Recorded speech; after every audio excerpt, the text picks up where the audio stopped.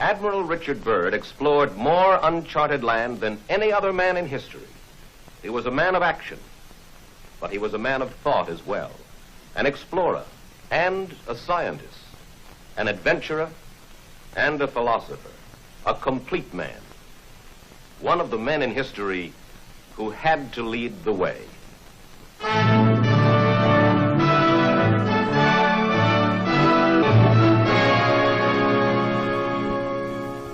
On this expedition, we hope to fly across the South Pole into the mysterious land beyond to see what is there.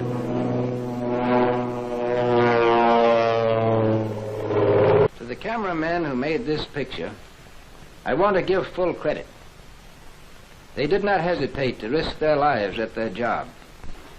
Now, the North Pole is the center of a deep ocean, whereas the South Pole is the center of a high plateau which averages 7,000 or 8,000 feet in altitude. There is no life whatever beyond the edge of the world.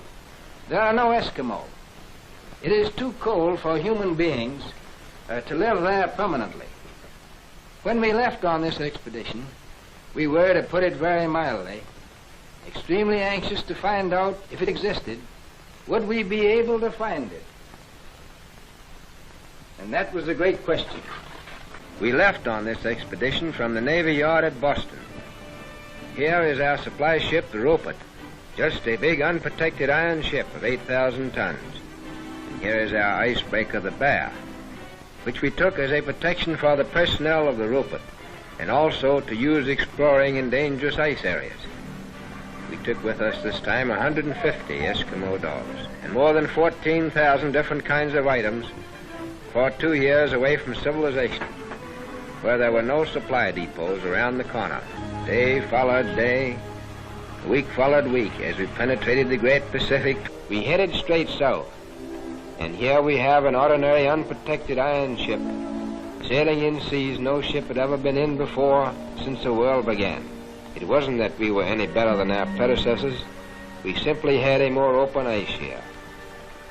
We bucked the ice till we were finally stopped by an impossible pack. Impossible, at least, for the Rupert.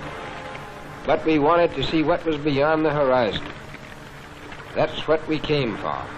And for that purpose, we had another string to our bow, aviation. We retreated a few miles and managed to find an open lake in the ice field. So we proceeded to put the plane overboard.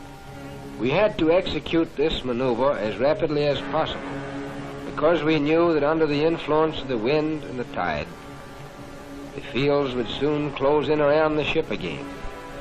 In fact, the ice is already beginning to close in. Our plan was to go south with our steamer until we were stopped by ice, and to take up the attack on the unknown with aviation. And now at last we're going to find out what was in the southern part of this mysterious part of the world. For after battling the bad weather, here we are 240 miles within it.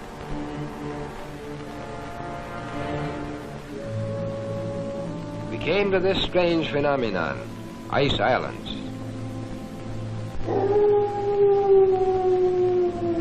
This was a strange and weird sea. Steaming through these ice islands was an eerie sensation. Here was the twilight of the gods, and we were curious to know what these somber giants were guarding.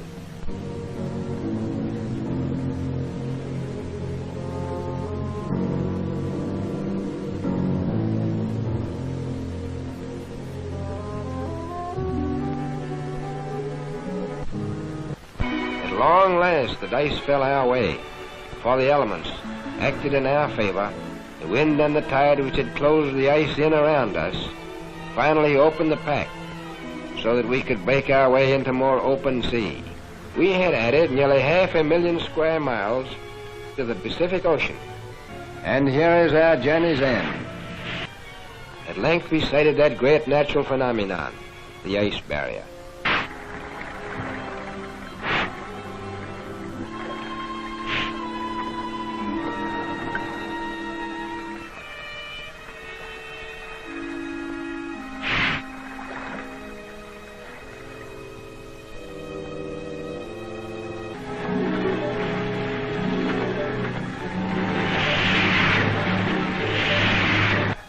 I knew it would be taking a big chance, but it seemed the only way. As we started alongside the barrier with our ships, suddenly the edge shifted.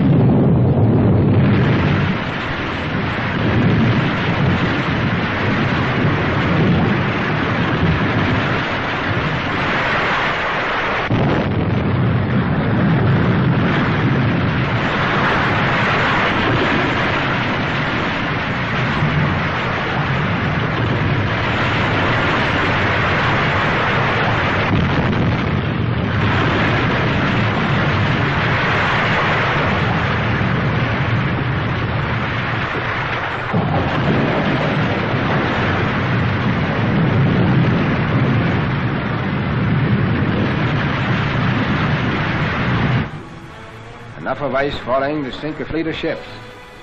It seemed like a warning from Providence not to go alongside the barrier. We therefore had to unload from the bay ice. We had to put our tractors overboard with the engines running to safeguard the lives of the drivers as the ice was constantly breaking off. We had to get the tractors quickly away from the edge of the crumbling ice. We came within an ace of losing overboard our principal plane of exploration, the William Hawley. It was a critical moment. At times, as the ice broke, then our supplies would fall into the water. We kept a man on watch with a life preserver on line as a safeguard for the men working on the edge of the ice. We were working against time to finish unloading before the fall freeze-up, when the ships would have to return to civilization. You can see what a tough job we had to transport 400 tons of material through this area. The bay ice was constantly shifting and cracking, and pressure ridges were being formed as we worked by the irresistible force of the slowly moving ice cap. I have never seen men work so hard. With 24 hours of daylight, they could and often did work the clock around without stopping. We call this period the White Nightmare, and a nightmare it was. The hardest work of all was this man-hauling of sleds, which we had to do in order to get unloaded in time. Eskimo Huskies, still the backbone of polar exploration. They can go where no tractor could ever go. You can't do without them. The Rupert must go back to civilization because the bay would soon freeze and she couldn't stand the ice. Now, the only person out of 150 men to get sick and who would have to go back on the Rupert was the doctor. At very great risk, I had to dispatch the Bear northward to get another doctor, for I pledged myself not to risk men for a year on the ice without medical care. There would be anxiety over the Bear. Suddenly, without warning, a storm hit us before we could get all of our food and other vital supplies stored away. And all hands had to work frantically throughout the storm to prevent the loss of food boxes under deep snowdrifts. The storm lasted for many hours.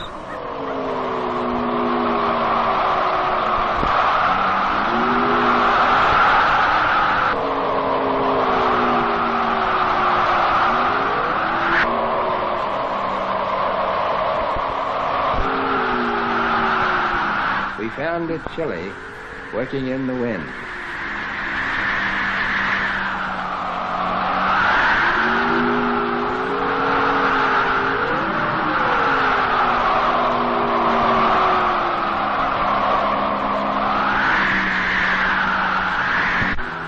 And when it was over, there was a bit of digging to do.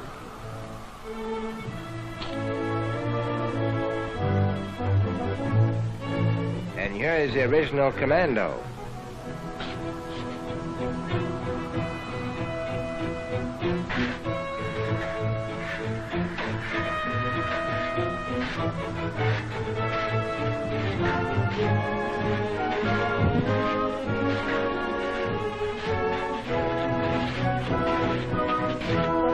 The honor of leading this expedition belongs to Admiral Richard Byrd.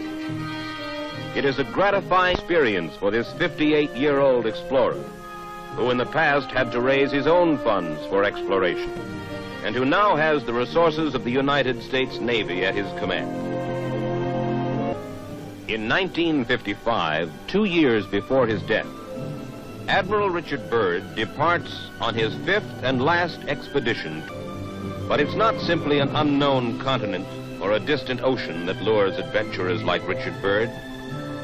As he put it, here is a door ajar through which one may escape from the noise and chaos of civilization into the solace and harmony of the cosmos, and for a moment be part of it.